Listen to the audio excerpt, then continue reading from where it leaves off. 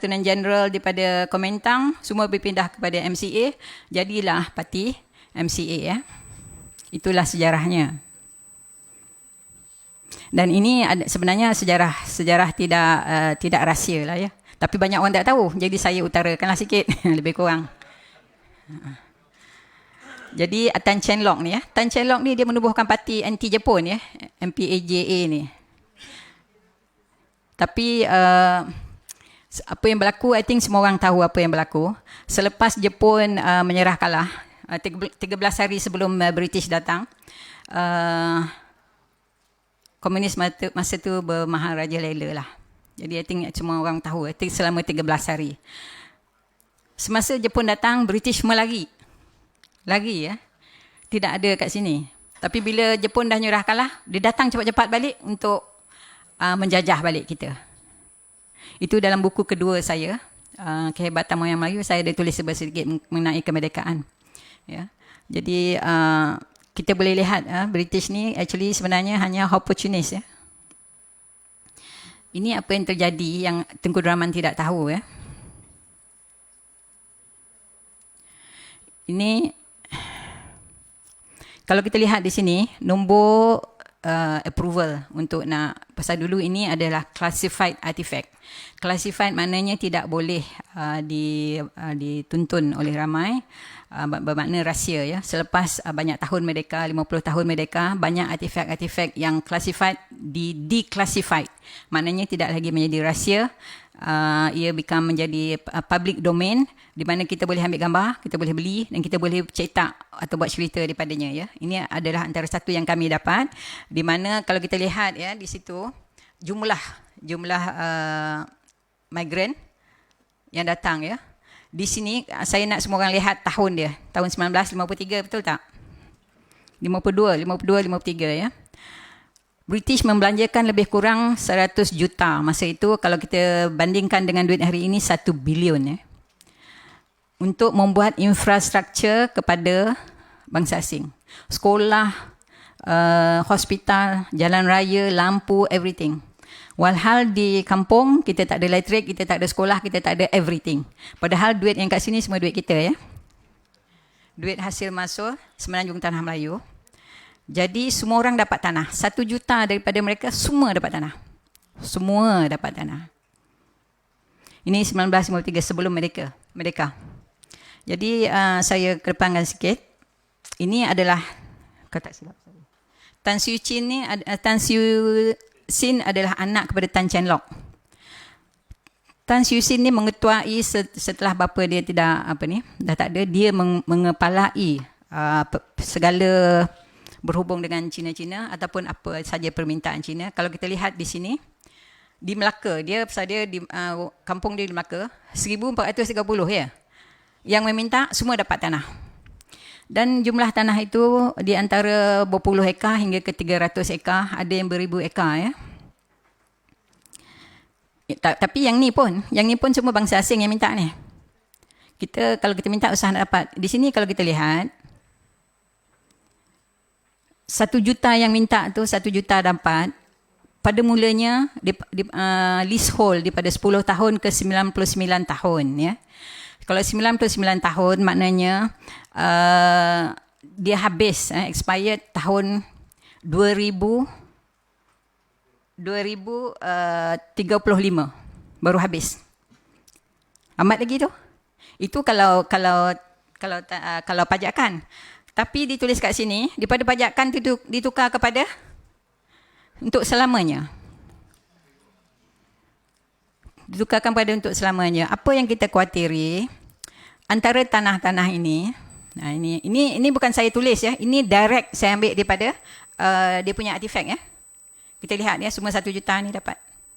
All the 1 million applicant approve. Dan kalau tidak sempat untuk nak mengukur tanah ke apa ke, they consider as political apa ya, regarded as political lah, maknanya pemberian lah.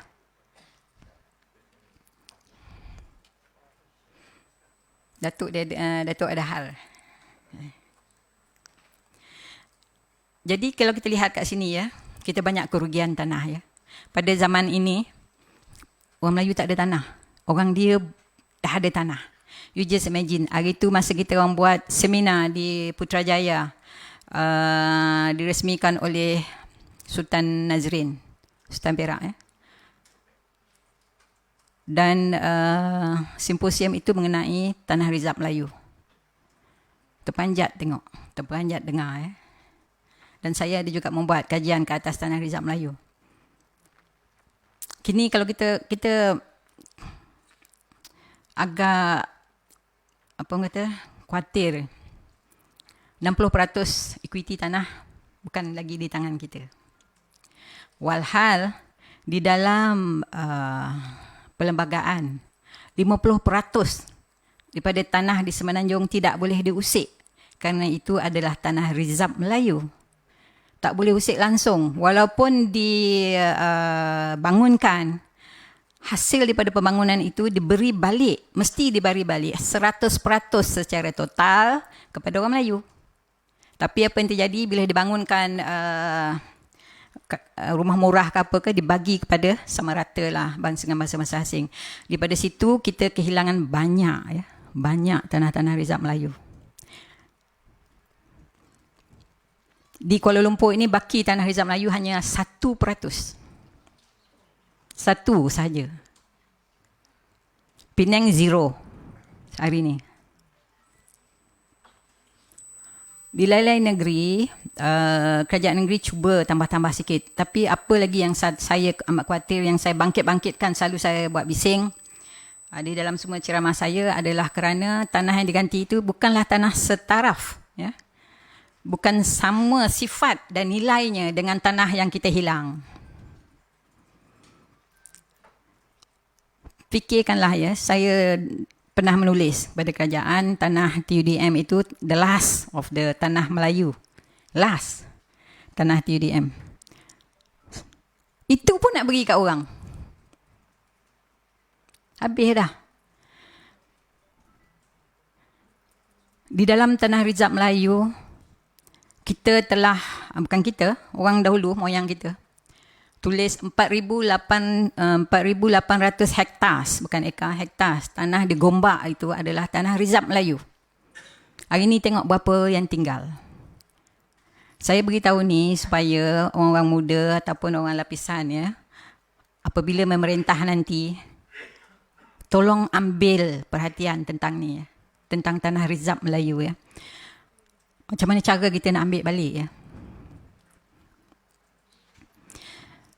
Kalau kita jumlahkan anggaran semua negeri tanah rizab Melayu hari ini, yang paling baik adalah Kelantan ya. Kelantan dan Terengganu tidak diusik tanah rizab Melayu, malah ditambah sikit, ditambah lagi. Tapi di negeri-negeri lain ada yang tinggal 9%, ada yang tinggal 10%, ada yang tinggal 12%, ada yang tinggal 30%. Ya, amat menyedihkan. Ini adalah saya nak bagi contoh saja ya. Ini di mana ni? Di Perak ya. Kita lihat ini siapa yang dapat tanah. Ini bangsa apa? Ini bangsa apa? Ini kegunaan tanah. Kegunaan tanah ya. Yang ni sama juga. Yang ni bangsa apa? Cuba lihat. Ini bangsa Melayu dan bangsa India. Sama juga. Patutnya ada 3 gambar. Semua keadaan serupa ya. Ni Melayu tak ada langsung. Tapi yang saya sedih ya. Tanah yang diberi kepada Melayu hanya dibenarkan menanam padi. Dan tanah-tanah ini hanya di kampung. Tapi tanah-tanah yang lain yang diberikan kepada bangsa asing adalah di dalam pekan, adalah tanah-tanah yang prominent, tanah yang berprestij, yang tinggi nilainya, yang boleh dibuat pelombongan timah dan emas dan juga besi. Dan juga tanam ladang getah. Tapi kita tidak dibenarkan. Tanah yang diberikan kepada orang Melayu tidak dibenarkan mendatangkan hasil. Ya. Tidak diboleh buat komersial. Ini adalah 4 orang bangsa asing. Ya. Salah seorang ni bukan orang sini pun. Ya. Ini jumlah tanah dia pada tahun 1926. Melebihi semua rakyat di Kelantan dan Terengganu. Jumlah tanah dia. Sedih tak? Jadi tadi bila saya suruh tengok tahun yang British menolong bangsa asing Ini tahun dia sama tak? Pada tahun ini, orang Melayu minta sedekah dengan MCA sebanyak 500,000. Tadi, British membelanjakan 100, lebih kurang 100 juta ya, pada bangsa Atik. Buat infrastruktur, everything. Tanah. Yang ni kita dapat berapa? Kita meminjam. Yang ini dia tulis itu apa? Secret. Tapi saya dapat. Ya. Surat ni secret. Tengok siapa dalam ni. Guru Rahman ada, Sadun Jubi ada, semua ada kat sini. Saya bila baca ni saya nak menangis. Malu. Menangis sebab malu. Pada tahun yang sama orang lain kaya raya, pada tahun ni kita miskin papa ke dana. Minta sedekah. Untuk apa masa itu kita minta sedekah? Untuk nak meniaga nasi lemak. Mereka dah buat dah lumbung bijih semua. Kita kehilangan lumbung bijih dan lumbung emas sebanyak 500 semasa Minggin ya. Kod Minggin di mana ini apa Cina cakap. Dia kata jangan komplain kalau kita tak dapat. Dia kata British yang buat. Ini dia sendiri tulis. Betul? Anyway, dalam kod Minggin tu ya, British cakap kalau dalam masa 2 tahun orang Melayu tidak mengerjakan lumbung-lumbung timah dan emas ni, mereka akan tarik balik. Suka hati je dia nak ambil balik. Padahal tanah tu tanah moyang aslian Melayu. Ada 500. Ya. Tapi apabila kita dapat hasil daripada pelumbungan itu, British dan China tidak mahu membeli hasil kita. Dan kita pula tak boleh nak menjual keluar sebab kita tak ada kenderaan. Ingat tak tadi masa saya cerita macam mana kapal kita dibakar di laut? Habis dibakar. Sehingga kita punya tempat-tempat bina kapal pun dah dirosakkan. Jadi kita terpaksa menjual kepada kartel. Sebabnya pada itu British dan China dah buat kartel. Ya. Dia buat lumbung dia sendiri. Dia buka 350 lumbung sendiri. Jadi apabila itu berlaku, orang Melayu terpaksa memajakkan lumbung mereka sebab tak boleh nak jual hasil daripada pelumbungan. Jadi terpaksa pajakkan kepada bangsa asing. Apabila dah pajakkan, lama-kelamaan jadi dia punya. Kalau kita ingat peperangan Haisan dengan Ginsin dengan peperangan di Lukut, di Rasah, di Larut, di Penang. Semuanya merebutkan tanah asli orang Melayu, tanah asli Lombong. Jadi kita miskin Papa Kedana hari ni pun sebab itu je. Kerajaan selama memerintah, saya ni kan dah jadi cakap politik lah pula. Selama kita memerintah, adakah kita buat apa-apa pembetulan? Kita ada peluang. Kita buka lah balik kita punya Lombong. Tan Sri Abu Shah. Dia masa tu boleh cakap dengan kerajaan. Kan kita tak ada. Kita ni orang marhain. Sebabnya kita banyak peluang. Kalau betul kerajaan nak tolong balik orang Melayu pada masa selama 50 tahun yang ni, kita boleh buka balik kita punya lumbung-lumbung meja timah dan emas. Hingga ke hari ni timah dan emas semua diterokai oleh bangsa asing. Tak ada seorang Melayu pun yang menerokai itu. Padahal nak buat senang je. Tanah tu semua tanah-tanah Melayu. Kat Kelantan, Terengganu sampai ke Mersing. Ada ya, itu. Dah ada map pun tadi saya tunjuk. Kalau buat masa itu, saya rasa orang Melayu tidaklah terhimpit semacam hari ini ya. Dan kalau kita lihat pula sekarang ni banyak sangat apa orang kata pemberian kepada bangsa asing melanggar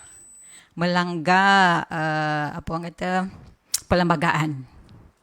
Padahal dah ada quid pro quo just now. Perjanjian yang dia telah dimeterai. Dia yang buat, bukan kita yang buat. Dia yang usulkan, bukan kita yang usulkan. Sekarang dia pula yang mempertikaikan. Ini masalah besar ya. Dan kenapa kerajaan tidak bersuara? Termasuk juga semasa Kula buat kes. Kita ni pendatang. Adakah kerajaan bersuara? Sebab mereka tak tahu. Tak tahu sejarah. Jadi ini apa yang British tulis. Kenapa dia takut pada China. Ini adalah di dalam one of the artifact. Sebab masa tu China mighty. Ya, mighty ya. Paling kuat. Negara yang paling kuat masa tu. Dan Dan lagi satu saya terlepas tu tadi, tanah-tanah ni, macam mana Cina jadi kaya ya, sebenarnya semua daripada tanah. Tanah yang mereka perolehi melalui konsesi dan melalui, apa orang kata, di atas dulang emas, saya sebut di atas dulang emas, pemberian atas dulang emas, dicagarkan kepada bank. Masa itu bank OCBC sama Hong Kong Bank. Daripada cagaran itu dapat duit buat duit. Kalau nak tahu duit buat duit, money makes money. Instant millionaire pun ada selepas dia cagarkan tanah tu. Jadi dari situlah mereka menjadi kaya raya dan boleh buat macam-macam perniagaan besar-besar. Jadi bukanlah maknanya mereka bekerja keras sangat. Mereka ada apa orang kata sumber ya, untuk membuat sesuatu perniagaan besar. Jadi hari ini mereka dah ada sumber tu ya, dan instant millionaire yang 1 million tadi instant millionaire. Dia hingga anak cucu dia dah jadi berapa puluh juta pula jadi millionaire. Kita hari ni boleh kira dengan tangan berapa orang Melayu millionaire. Oh, kerajaan sibuk lah pula kata Melayu ni tak kerja keras. Cubalah bidikari apa semua. Macam mana? Nak jual nasi lemak boleh lah. Kalau you perhatikan hari ni pinjaman daripada AIM tu apa ya? Amanah Ikhtiar ya. Pinjaman antara 500,000 ke sampai ke 3,000 ya. Nak buat meniaga apa? Lepas tu kena bayar macam malung pula tu, tiap-tiap minggu kena bayar. Macam mana nak buat tabungan? Kalau bayar tiap-tiap minggu balik, kena bayar balik tiap-tiap minggu. Tiap-tiap kali bayar tu kena pergi sendiri, spend pula another 1 hour kat situ. Berborak-borak pula dengan dia, buang-buang masa.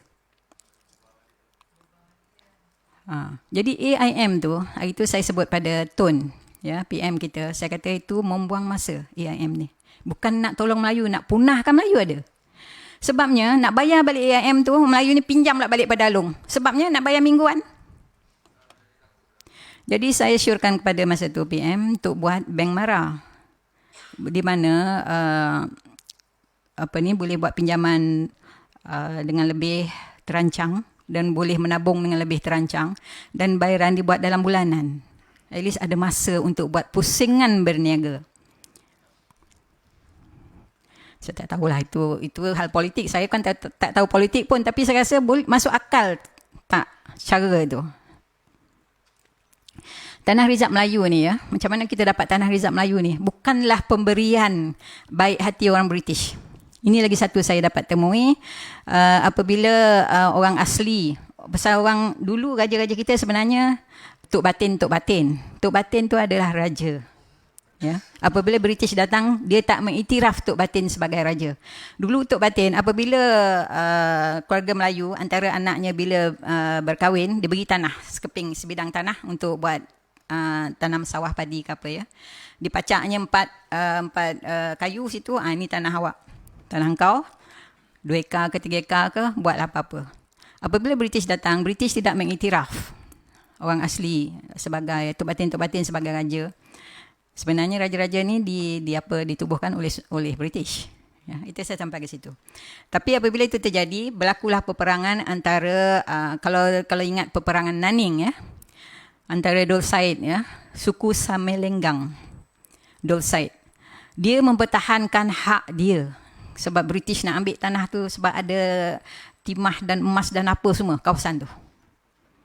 Jadi dia berperang berapa lama ya? Dia hantarnya Sing ya, masa tu askar British adalah Sing tu ya, untuk berperang.